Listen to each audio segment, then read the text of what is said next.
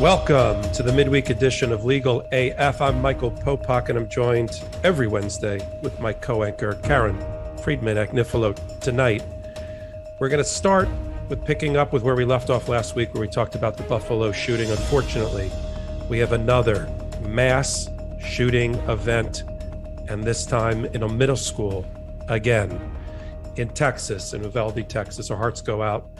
Anywhere between 14 and 18 middle school children have been shot and killed by an 18-year-old in Uvalde, Texas. As we said last week, we knew that the Buffalo shooting was not going to be enough to change gun control law. And now we have another epic mass shooting in America. We'll also talk about the Supreme Court asked to referee the long-brewing fight between New York and New Jersey over who controls the ports and waterfront for East Coast's busiest port. Is it New York or is it New Jersey? And we'll talk about why is it even the Supreme Court? That is the court of original jurisdiction hearing the matter. We'll talk about that. We'll talk about a North Dakota federal judge, Trump appointee, who has stopped enforcement of the non-discrimination provisions of Obamacare to prevent a Christian insurer from being penalized because they don't want to pay for gender-affirming care, including, and I'm not making this up, in the judge's decision, on the grounds that if he doesn't enjoin them, babies will get sex change operations. Yep, you heard that right. The third story we're going to cover on tonight's pod is that the Supreme Court has hollowed out yet another criminal justice, criminal reform precedent on the books. Clarence Thomas has written, who else? A decision for the 6-3 majority, overturning 10 years of precedent, which is undermining the ability for a prisoner to bring a habeas corpus petition on ineffective assistance of counsel grounds. And lastly, no show would be complete if we didn't go back to KFA stomping grounds and talk about the Manhattan DA's office, this time led by Alvin Bragg, going to court this week to make sure that Trump's longtime CFO, Chief Financial Officer, Alan Weisselberg, has his criminal charges stick and that they aren't dismissed. What a pod and what a co-host. Karen, how are you? I'm good.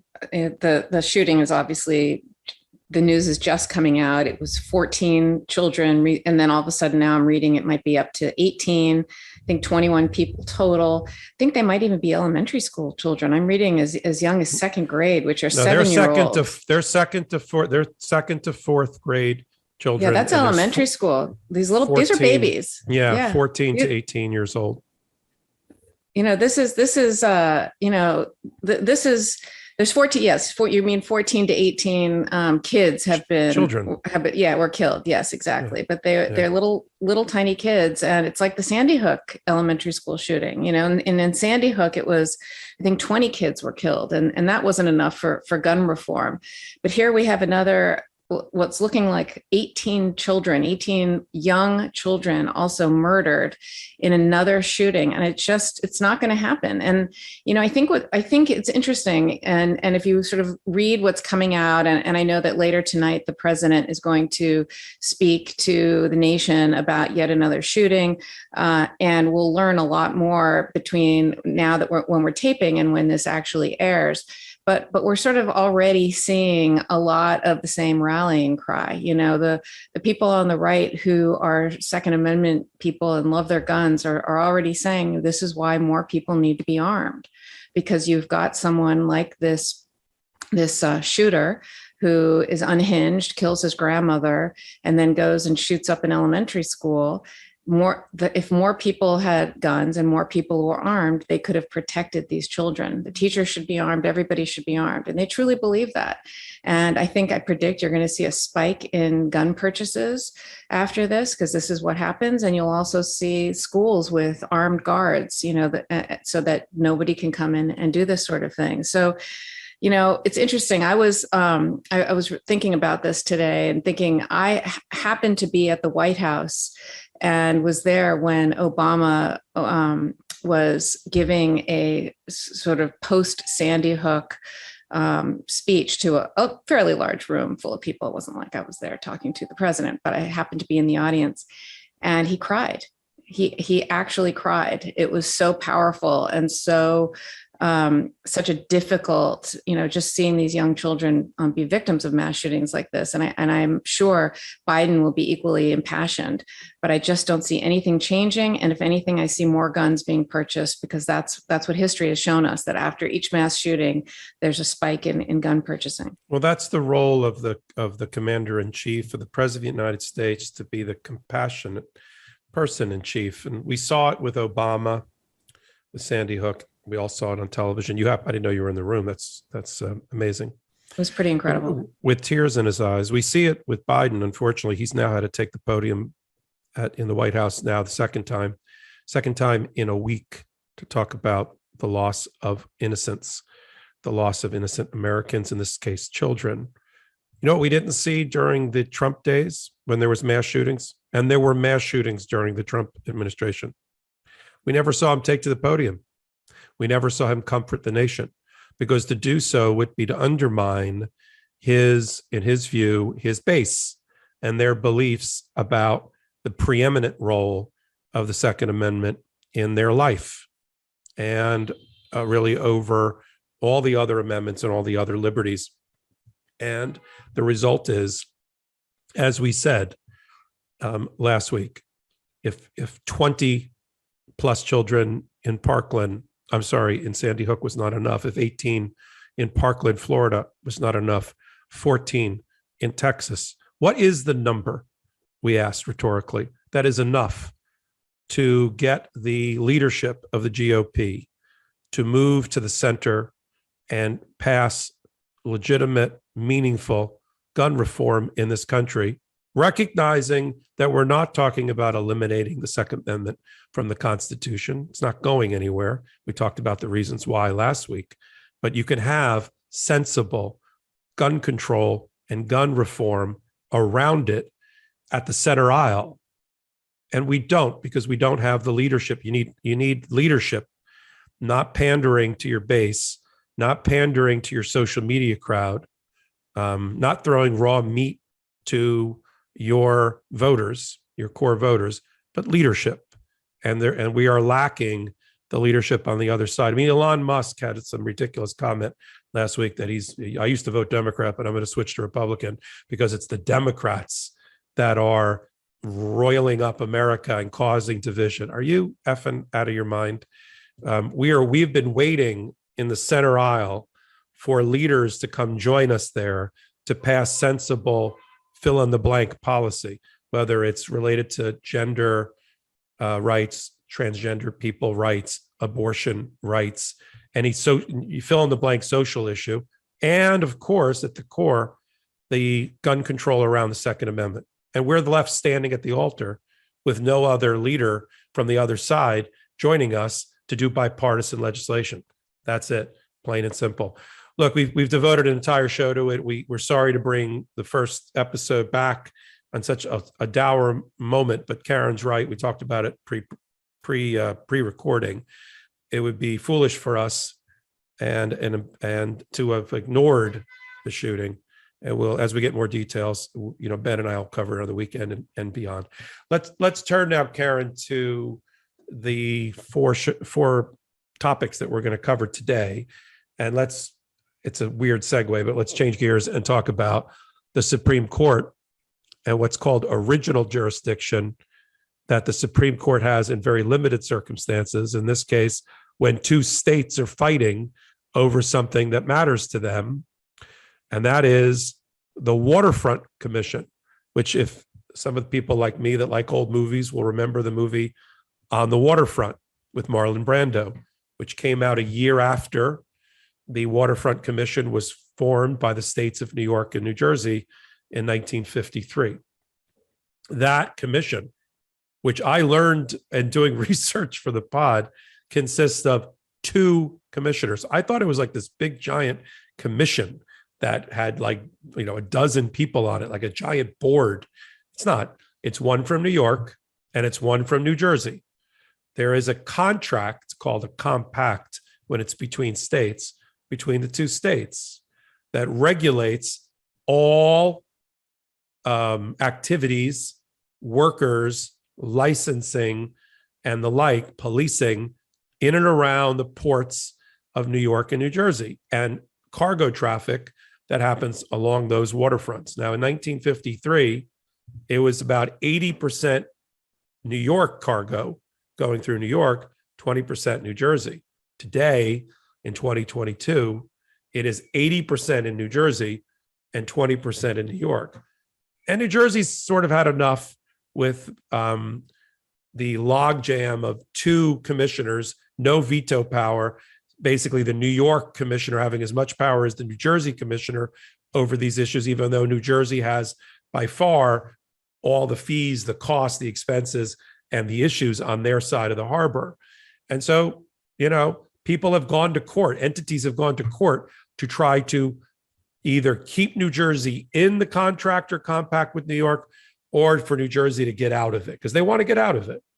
And so the fundamental question, Karen, is, can a state that has signed a contract with another state to create something, to work together towards something, can one exit when either the usefulness of the original contract has now fallen by the wayside, or just because it wants to?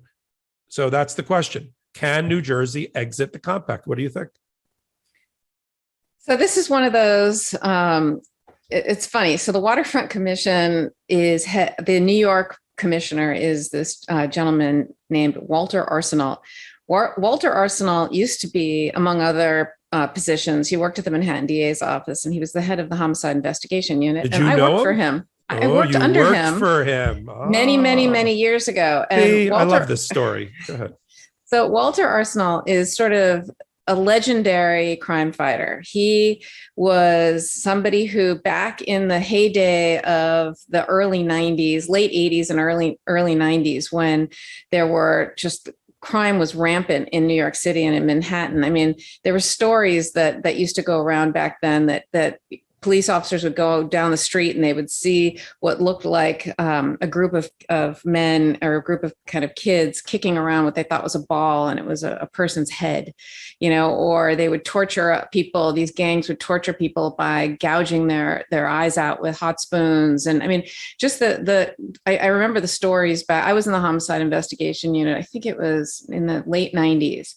And back in those days, there was a reason to have that kind of crime fighting, because, just they had to get murders under control. There was, 5,000 murders in New York City, and, just like 10 times the amount of serious crime as there is now.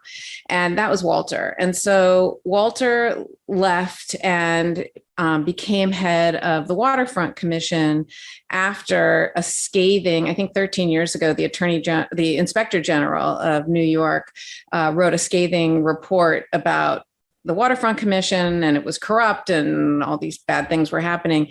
And so they brought Walter in to kind of reimagine and reinvigorate and clean up the Waterfront Commission. And by all accounts, for the last 13 years, he's doing an excellent job. He is the real deal.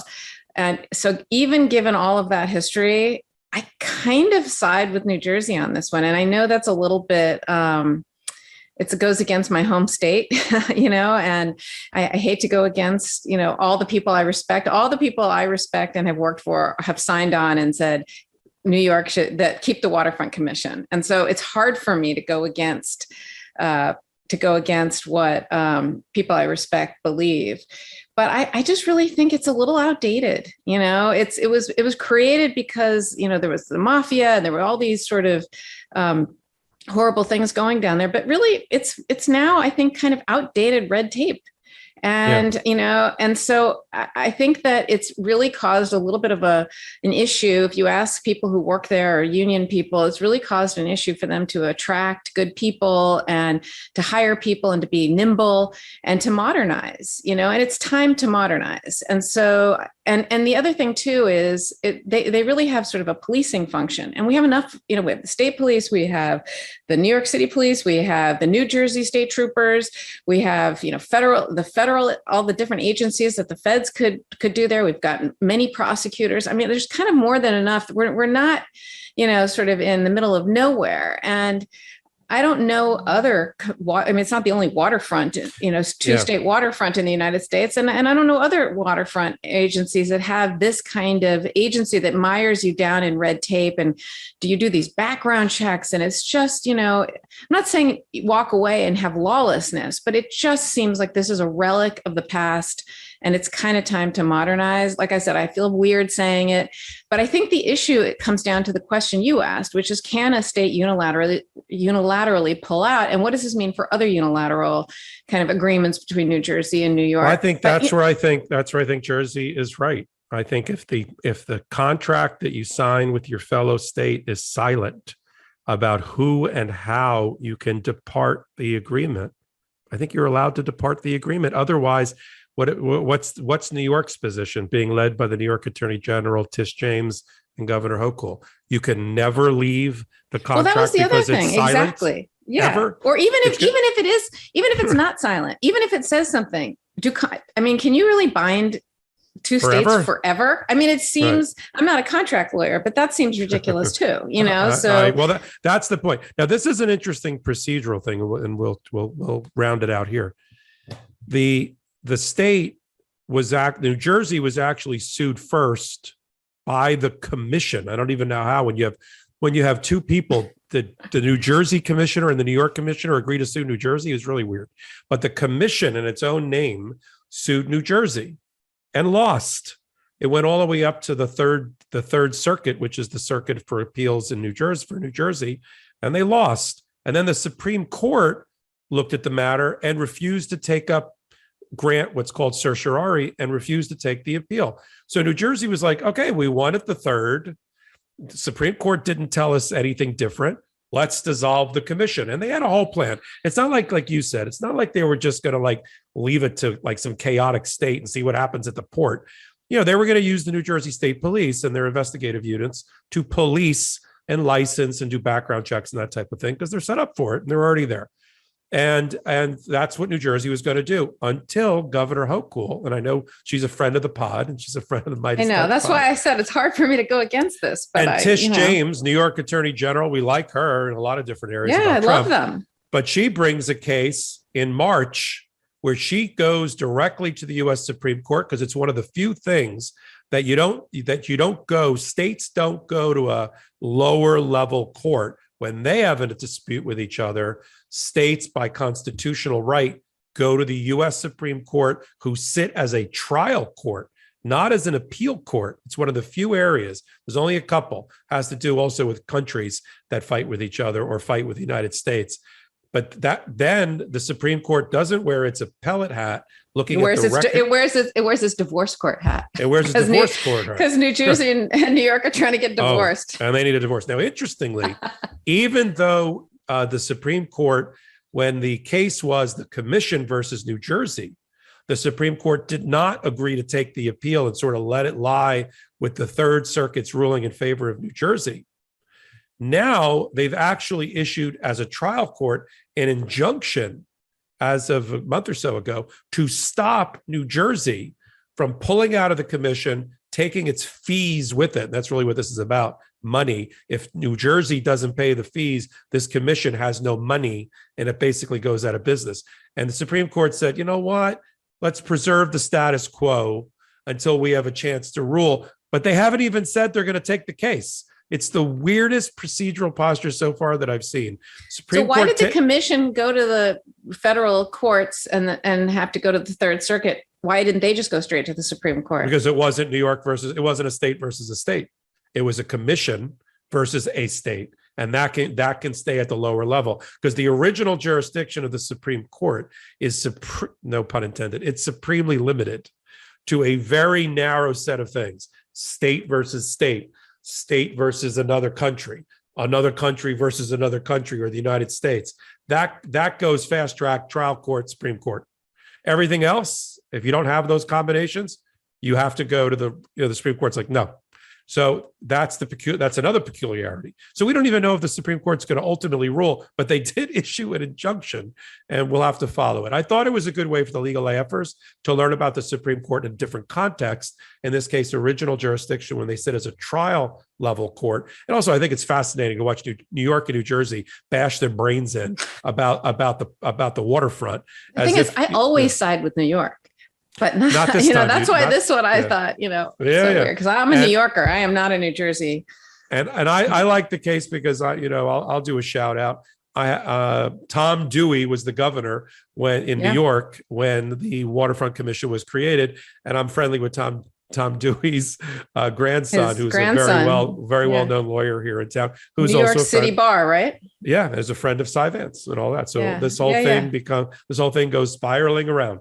Let's move on. So really quick, I have to just say one other quick story. I'm just remembering as we sit here. I trained the Waterfront Commission employees because they have a staff. I trained them all on sexual harassment and sexual assault and all of that. So anyway, I just remembered that as we're sitting here. But let's move on. This is what we bring to the pod. So let's move on to what is happening in North Dakota federal court with Judge Daniel Traynor. This one kills me. Yeah, who before he got appointed to the federal bench, worked for his great-grandfather's personal injury law firm in North Dakota, and then got appointed in 2019 by Trump and then ultimately confirmed.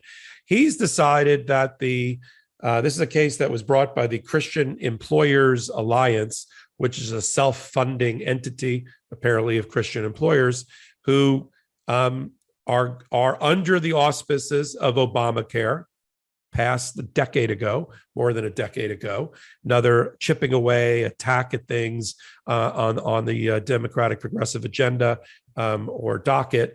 In this case, can an insurer, in this case a Christian one, refuse to provide gender-affirming healthcare, in effect discriminating against people who are transgender or otherwise? Can they do that and not violate federal law, violate what's called a Title 7 action, and under the Equal Opportunity Employment Commission, the EEOC, whether they will be found to be discriminatory?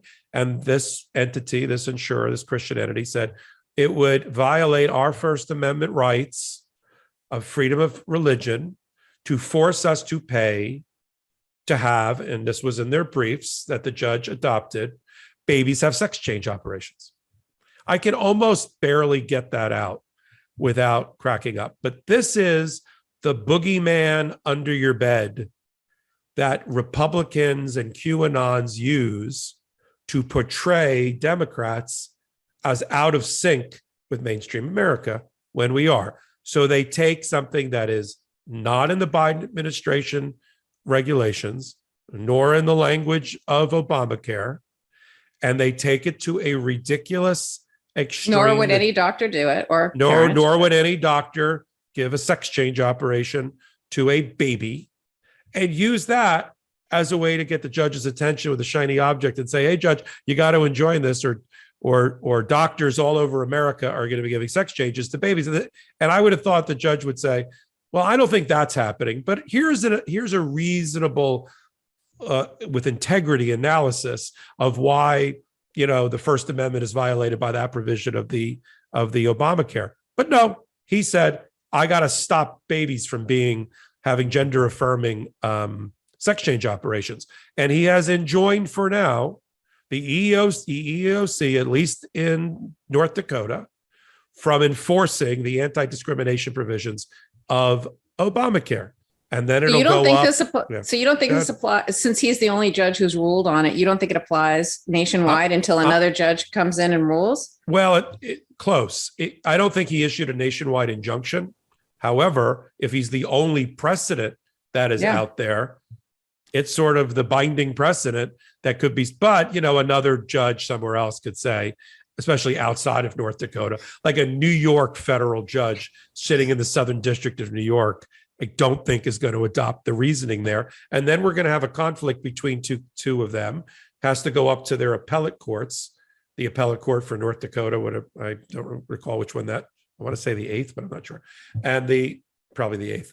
And then the appellate court for New York. And then that would end up at the Supreme Court, where they love themselves their First Amendment religious rights, led by Amy Coney Barrett at the Supreme Court. So for people that think, no, when it finally gets to the Supreme Court, justice will prevail and adults will make proper decisions. I'm not sure about that. What do you think, Karen? So I have two thoughts and two questions. So first of all, I'm just thinking back to the mask mandate case. Do you remember the woman? I can't remember which judge it was. It was the Northern District of Florida. Yeah, whatever her name was. And that was just, they forum shopped. They found a friendly judge, and she ruled. The one who'd been a judge for 5 minutes. She never practiced law, etc. Her name will come to me. And that was.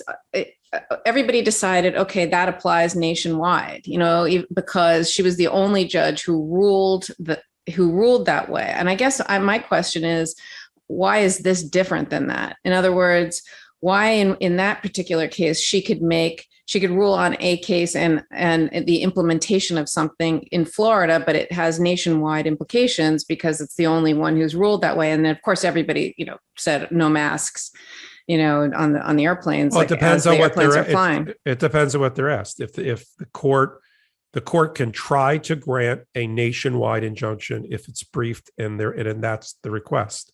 Some judges realize that they shouldn't grant nationwide. But the problem with these attacks on the Biden and Obama administration is the plaintiffs are always asking for nationwide injunctions, and until and then you have judges like Reed O'Connor, who's the go-to. Usually, I'm surprised this actually wasn't filed in the Northern District of Texas in front of Reed O'Connor.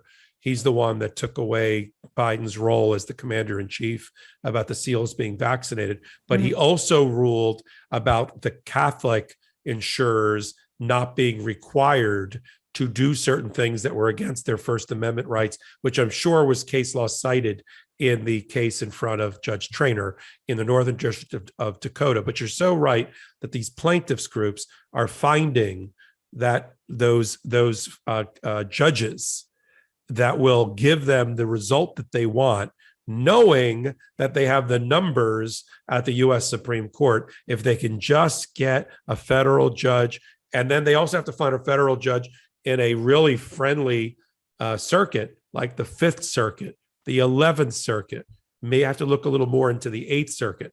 They don't want to put cases where the Second Circuit out of New York is going to make a ruling, or the 9th Circuit out of California, because they know that's not going to be in their favor.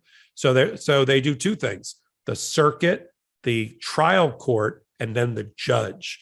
And the judge is able to forum shop like that? How can you? Well, the judge is a little bit different because the judge is generally a wheel that spins, but they're looking for places where, frankly, there aren't a lot of judges. How many federal judges are there in the Northern District? No, in the District of North Dakota. How many people are in North Dakota? I'm going to look it up before we're done. I want to say there's 5, because Utah's got like 4.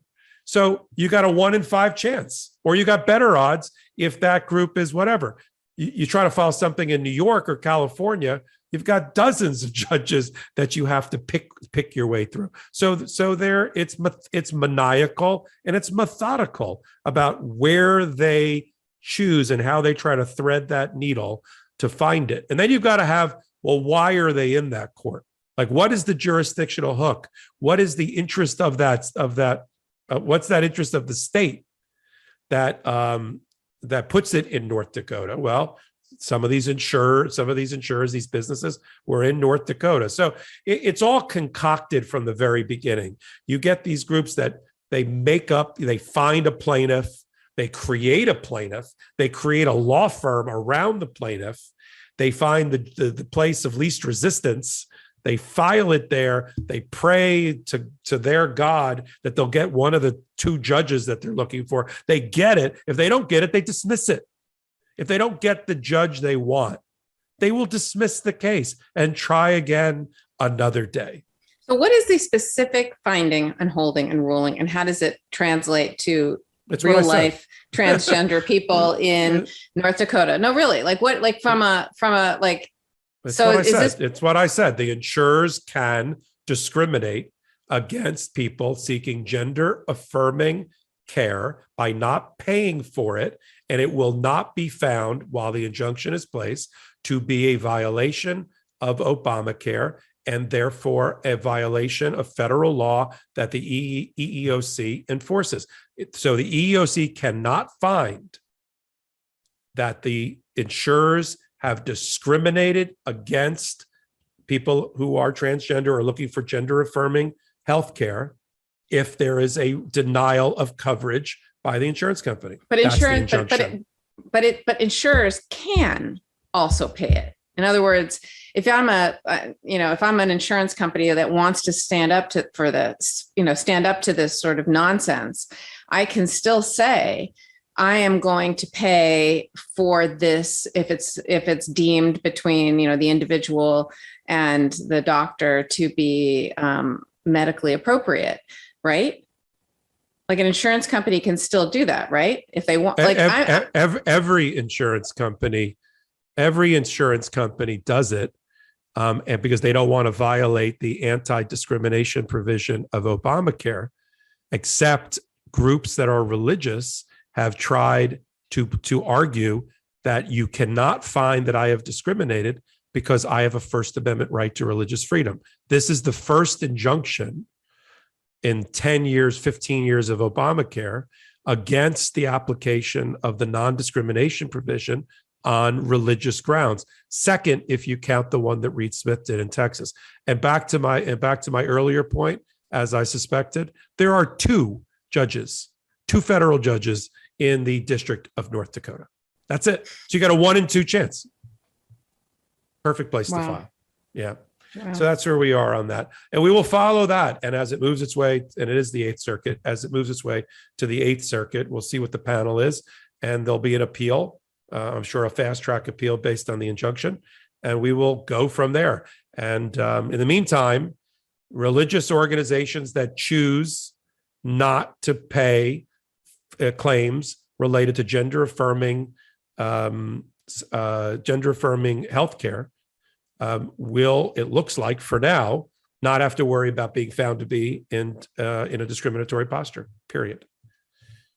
That's where we are with that. So in this uplifting edition of the LegalAF Midweek, let's go to the Supreme Court and what it did in a 6-3 decision written by Justice Thomas to attack and undermine what had always been the last resort of a prisoner, many of them on death row, to argue that they had ineffective assistance of counsel in their state court, because most of these are state court proceedings, but there was always a path to the federal court on a habeas corpus petition to argue that the prisoner at the trial level in his state had ineffective counsel because they missed something. They didn't bring forward evidence that would have exonerated, what we call exculpatory evidence at the trial level. They didn't properly investigate mental capacity or the inability of the prisoner to have committed the crime because he had a 6 IQ or she had a 6 IQ or something like that.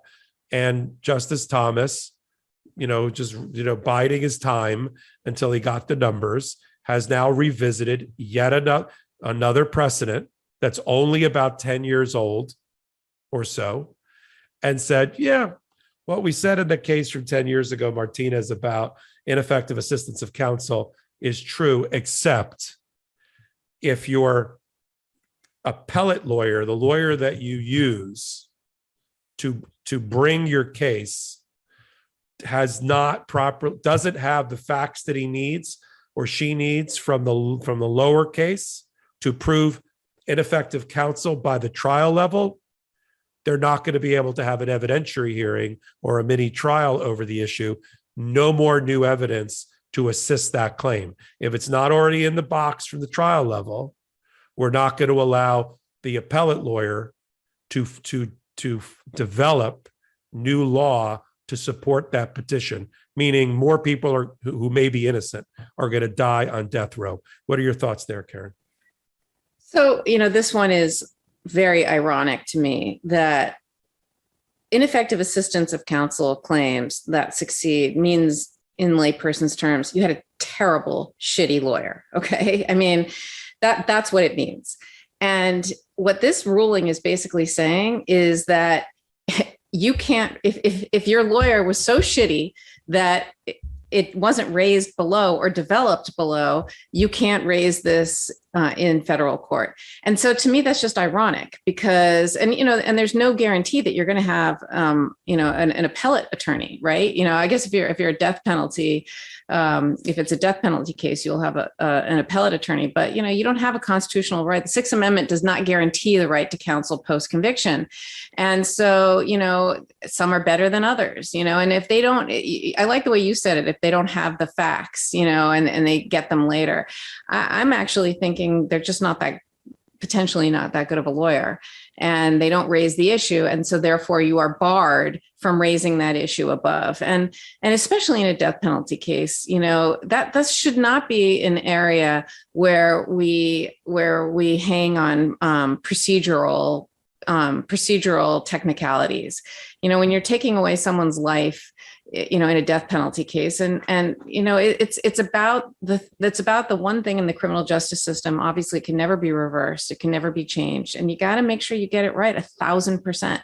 And there's the famous quote. It's better to let an innocent person go free than a guilty person to go free than to convict an innocent person. And every prosecutor I ever worked with believes that to their core. And, you got to get it right. And in a death penalty case, I just don't understand, how they could possibly, from just a humane and humanity standpoint, you look back in history and all the times that people post being killed, frankly, I always think the death penalty, just to put my cards on the table, it's premeditated murder, on the part of the government. So I'm very anti-death penalty, even if 1,000% that you got the right person. And even if it's the worst crime on the face of the earth, I just personally think it's premeditated murder. But putting that aside, you got to get, if you're going to do it, you got to get it right, and you got to get it right 1,000% of the time. And, if you had a terrible lawyer or your lawyer was ineffective and they didn't pursue claims of innocence, for example, that's something that should never be procedurally barred, in my opinion. Similar to if you are, if you have, a low IQ and you're mentally disabled. I mean, those are again, aren't procedural technicalities. That's not like you weren't read your Miranda warnings, or, you didn't get a search warrant or something when you should have. These are fundamental, these are fundamental things that go towards your ability to formulate intent and your guilt, your ultimate guilt or innocence. And again, if you're going to take someone's life, to me, to eviscerate the ability to make these arguments in the Supreme Court are just, they're just completely wrong. And it's in some ways, it's incentivizing bad lawyering, frankly, because there's no consequence to it. There's no consequence even at the appellate level, because if you don't raise it, then, you haven't preserved it. So this is a case, the other thing about this case that was strange, in addition to what you mentioned about how it's overruling yet another precedent and eviscerating yet another precedent. And, to me, 10 years is not, we say only 10 years. That's because we're comparing it to the leaked, Dobbs versus Mississippi precedent. But 10 years is still precedent. But here, this is a case where they're saying basically there's a statute, the anti-terrorism and discrimination. What does the AEDPA stand for? I can never remember. It's the Anti-Terrorism and Effective Death Penalty Act is what it stands for. And that's a statute that was passed in 1996 that essentially says that, federal courts cannot hold evidentiary hearings if the defendant did not develop the facts below in state court. But then in 2012, so 2012 is after 1996, the Supreme Court ruled in a case of called Martinez, where they ruled that there is,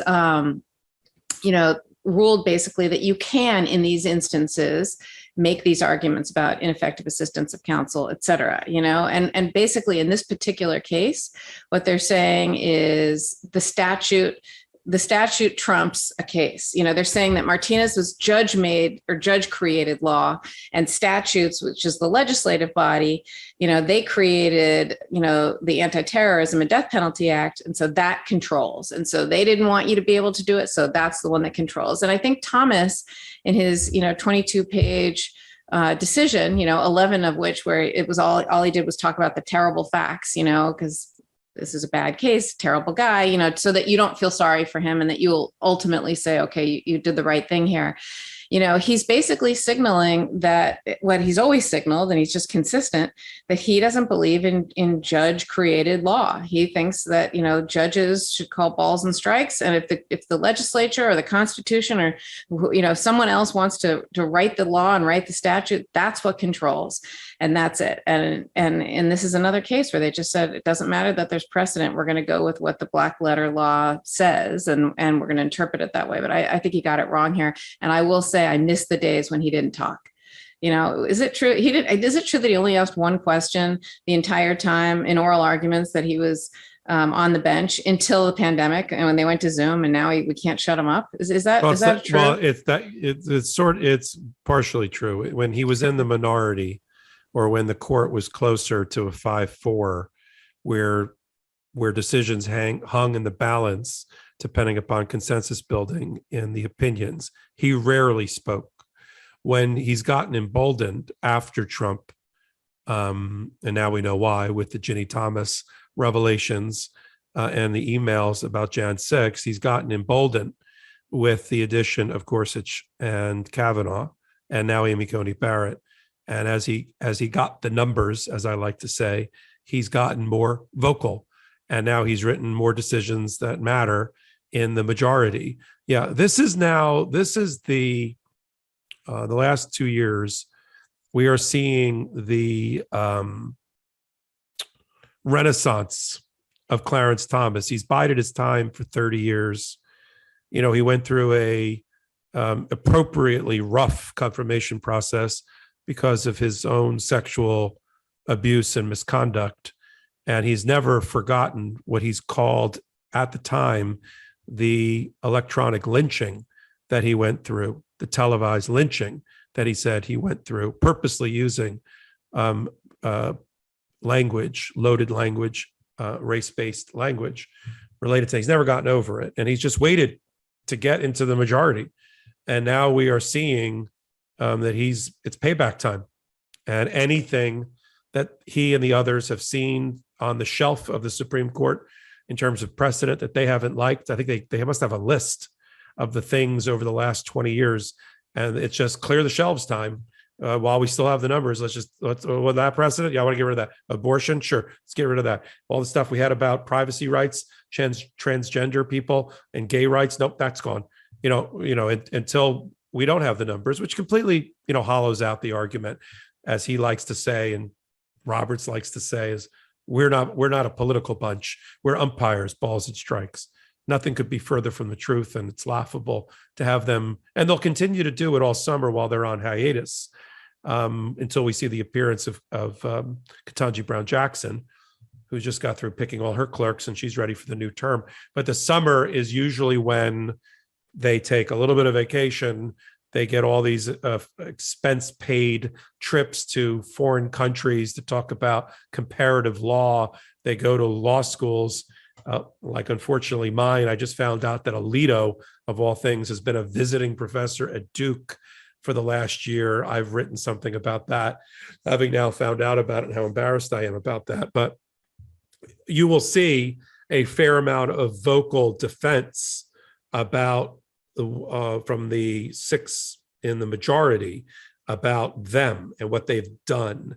And we'll see more of that over the summer. And now that Breyer will be retired, I would like to see what he says Is he just going to slink off like you never hear from the ex-pope again, like when Benedict resigned, you never heard from him again? Are we going to hear from Breyer about what's really going on there? I hope so. I think so. Or is he going to slink off like Souter, who was never heard from again? Kennedy. It was a different time. Time. Let's see. I hope you're right. Well, let's move on. I think we've covered as much as we can cover about this decision. Let's move on and end the show with not Tish James fighting it out with the Trump organization, but an entity we haven't heard from in a while as it relates to Donald Trump, and that is Alvin Bragg's Manhattan DA's office and the reappearance of Solomon Shinerock, who I swore had been fired from the investigation because we hadn't heard from him in a while. And Alvin, probably sensing that Solomon Shinerock, the assistant district attorney, needed to make an appearance, went to court and argued against, or filed a paper anyway, and argued against the motion to dismiss that was filed way back in February. I don't know why this is just being fully briefed now in May, but back in February, the Trump Organization and Alan Weisselberg, the former chief financial officer, filed a dismissal, of their charges against them. Weisselberg having been, we forget, there's a couple of entities that have been charged with crimes by Cy Vance and or Alvin Bragg, the Trump Organization being one of them, and Alan Weisselberg, based on some grand jury testimony. Part of it is his former daughter-in-law, Jennifer Weisselberg, who testified about tens of thousands of pages of documents sitting in their house about what her father-in-law did and what all the money that he got unreported from a tax standpoint, which is because it's a tax evasion prosecution totaling $1.5 million over 15 years, private schools being paid for by Trump that was not taxable income to Alan Weisselberg, chauffeured limousines, Ubers, apartments that were bought not just for Alan Weisselberg and paid for, but also for his son, and all of that. And so they argued in their moving papers, Trump Organization and Alan Weisselberg, that this is a vendetta of Tish James again. They got the wrong office. That's one problem. That it's selective prosecution. I want you to talk about selective prosecution. That he has immunity because he testified against Michael Cohen in a federal grand jury, and therefore he has some sort of immunity from suit in the state proceeding. So we've got federal versus state immunity, Karen. We've got selective prosecution as a defense. And then we've got something that you'll be able to comment on, the vengeful witness doctrine. When you have a vengeful witness, they think this is all concocted by Michael Cohen, who gave to the Manhattan DA's office, in their view, all of the information about Weisselberg to pay Weisselberg back because Weisselberg testified against Michael Cohen in the federal case. This is amazing. And I'll leave it this until I turn it over to you. I'll leave it on this one. Solomon Shinerock, on behalf of the office, files the brief and says this is, in the opening preliminary statement, he says this is an ordinary case of tax evasion. Nothing says ordinary case like 117-page I know. That's memo. what I thought. I was like, come on. You know what? There's nothing ordinary about this. Right. If it's ordinary, do like 20 pages, 117 pages. I know. But there's nothing ordinary about this case. He had to address all of the defenses that were raised. Let's start with each one of them. What the heck is Weisselberg trying to argue with federal and state immunity from grand jury testimony, selective prosecution, defense, and vengeful witness? Walk us through it succinctly. So basically, this case, it's interesting. This brief, as you just said, this is anything but ordinary. This was 117 pages of a lot to unpack. And so that's why it took 3 months. This is a beautifully written, beautifully sourced.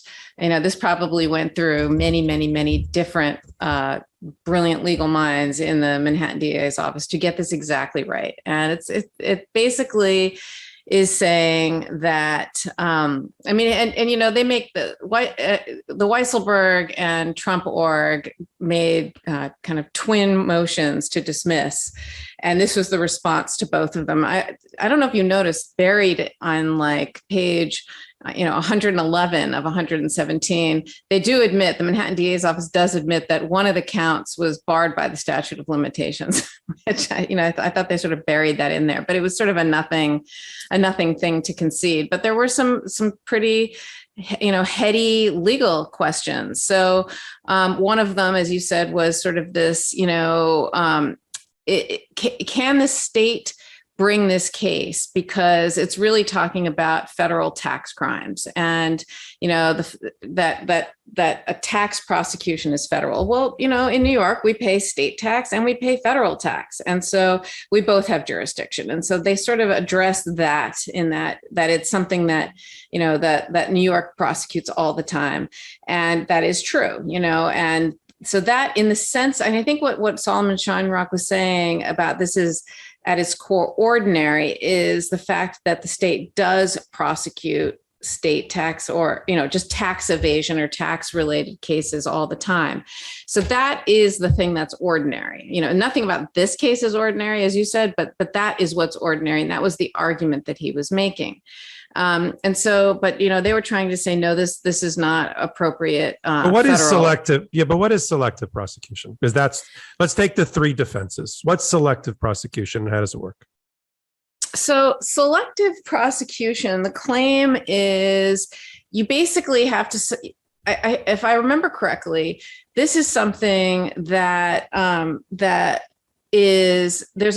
basically, okay, let's back up. When you are analyzing whether a prosecution is a selective prosecution claim, there's a presumption of good faith, right? And a presumption of regularity on the part of the prosecution. So you presume that. But the defense has to allege that somehow you were prosecuted because of race or religion, or somehow that this law was applied to you different than other people who were similarly situated.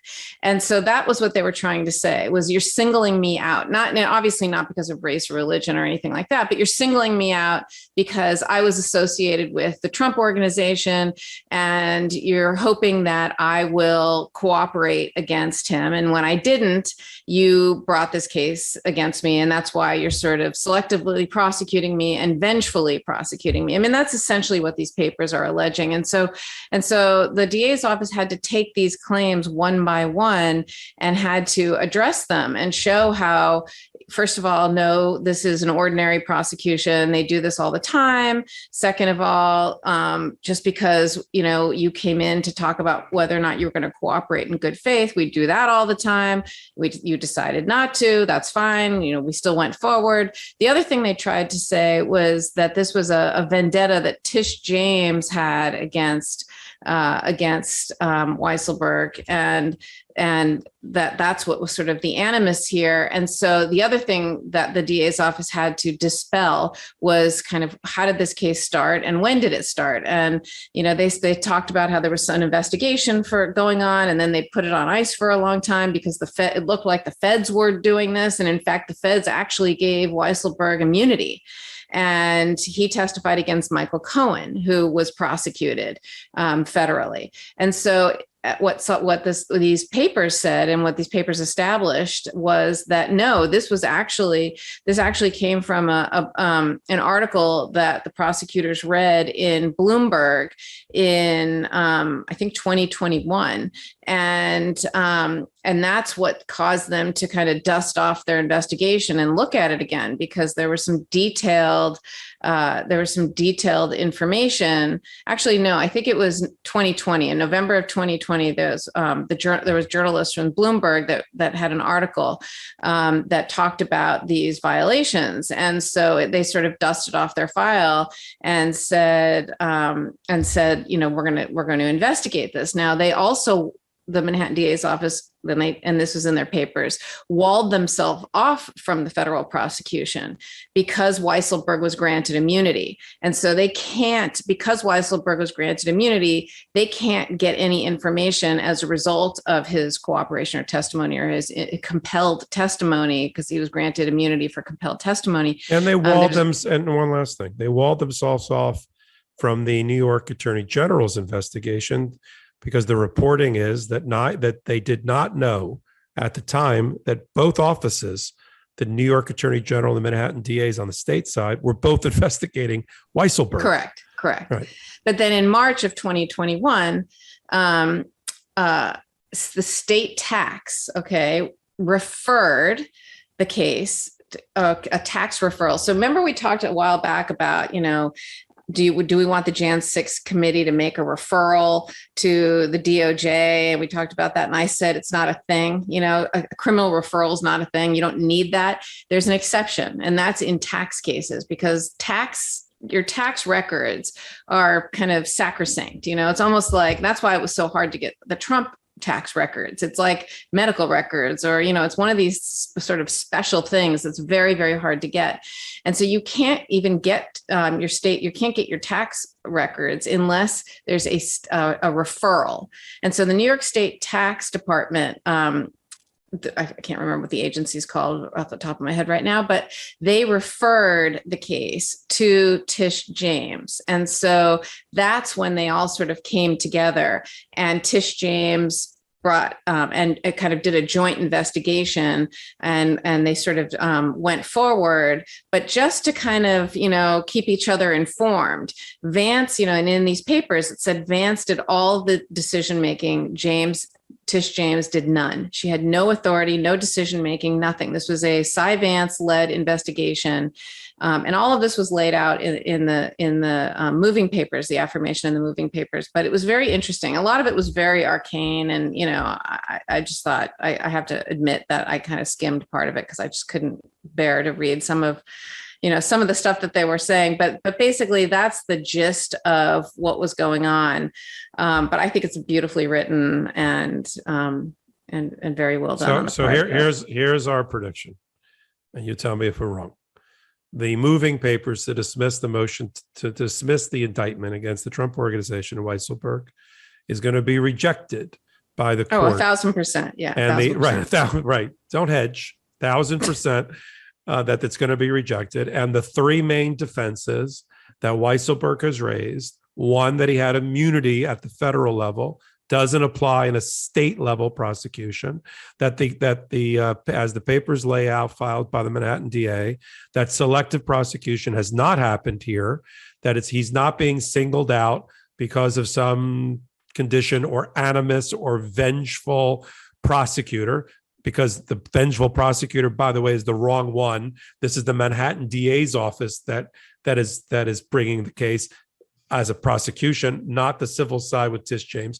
And thirdly, the vengeful witness, which is the argument that the entire indictment is somehow based on Michael Cohen. I forgot that. Yes, exactly. Michael Cohen goes out the window because I think they made, as you said in the beautifully written papers, a legitimate good faith argument that it had nothing to do with Michael Cohen, that they did not pick up this investigation on the criminal side until the Bloomberg piece, in which Bloomberg, who obviously had a cooperating, informant, probably at the accounting firm, started to say, we should look into Weisselberg and all the luxury items in his life that are being paid by the Trump Organization and whether he's paying taxes on that.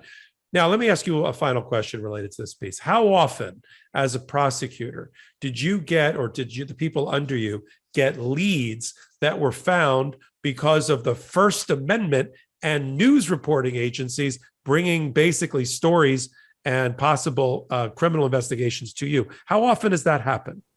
All the time.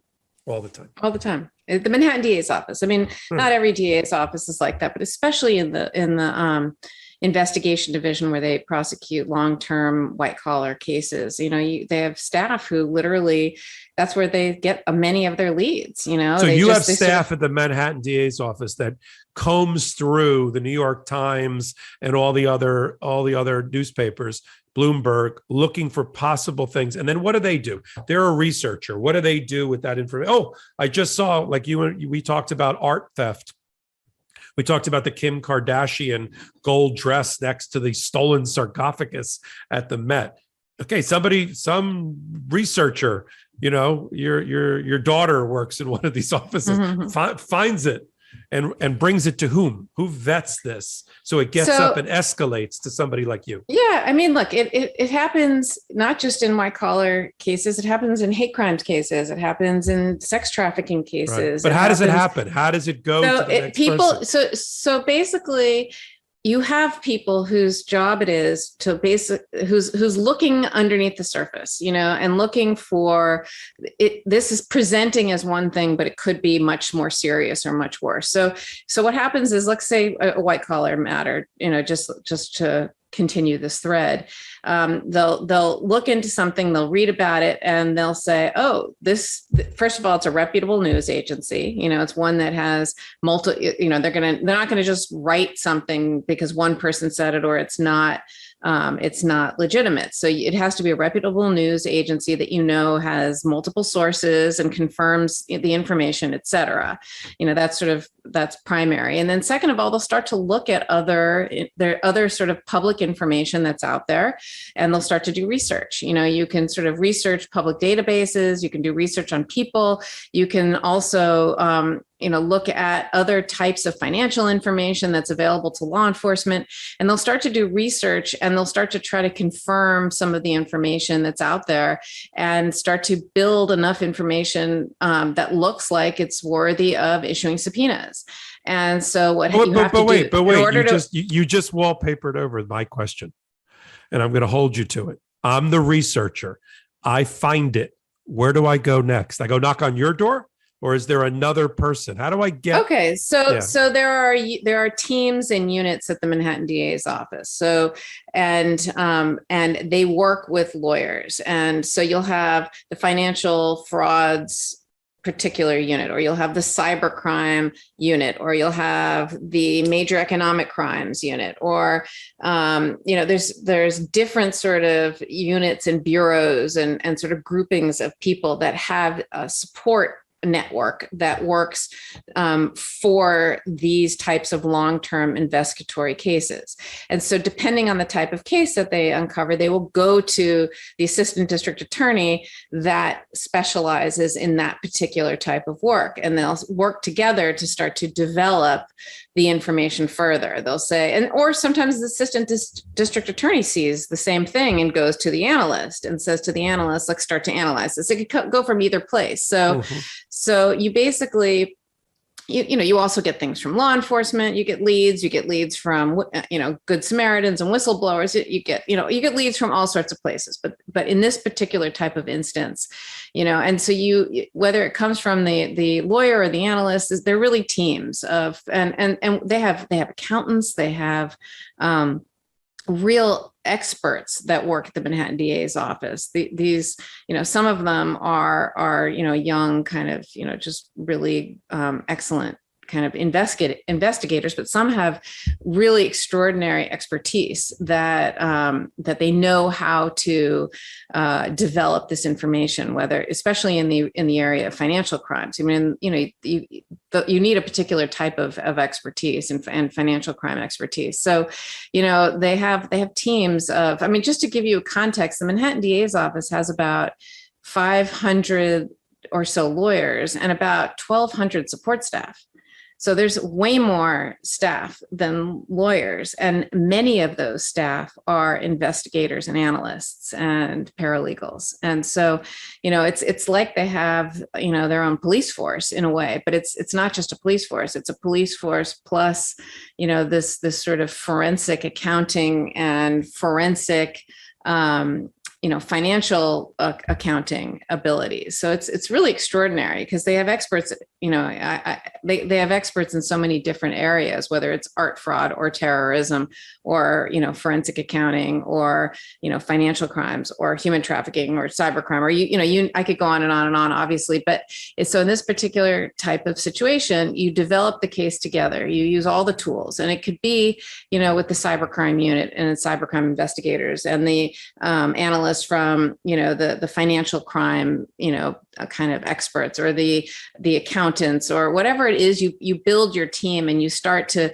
kind of pull threads and you start to see what's there. And then you open up a grand jury investigation and you start issuing subpoenas, and then you get subpoenas for documents, and then you get those documents, and the documents come in and you look at those, and those lead you to other documents, and you talk to witnesses and you build a case. And it could take years. It can take many, many, many years. And that frustrates a lot of people, especially the Trump prosecution that I predicted and will predict will be a prosecution. And I even think it's going to be Alvin Bragg. I think it could also be the Department of Justice, or it could also be Georgia or somewhere else. But I actually think the Manhattan DA's office is going to ultimately bring that case.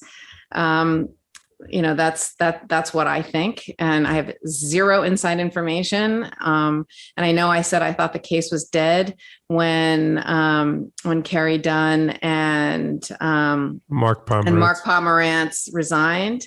But I still think they're going to bring a case, but it takes a long time. These are painstaking, methodical investigations when it's not a former president of the United States. And when it's a former president of the United States and someone who might run again, you're going to do everything you can to get everything you can. And that's what I think they're doing. And I think they'll ultimately bring a case. That's my prediction. Well, I like the ones that involve the Manhattan DA's office, because we really get under the hood with you to the very molecular level in an interesting way that I don't think is out there, with kind of any other pod. So I thank you for that. We've reached the end of another edition of the midweek pod for LegalAF with Michael Popok and Karen Friedman Agnifilo. And we do this. We do this every week. We try to take 2 to 3 to 4 stories ripped from the headlines and give you a deep dive analysis and an informed opinion about the cases, the procedural posture, the facts, where they're going. And we bring it down to an authentic level that people can understand. That's our wheelhouse, the intersection of law and politics. That's what we do every week. And we're going to keep doing it until we look up one day and we have nobody listening to us. So fortunately for us, the audience has been growing every week, leaps and bounds, for both the regular LegalAF podcast and the midweek edition. So signing off for this week's edition, I'm Michael Popok, and I'm joined by Karen Friedman Agnifilo. Great seeing you. Yeah, you too. We'll see you next week. Thanks, everybody.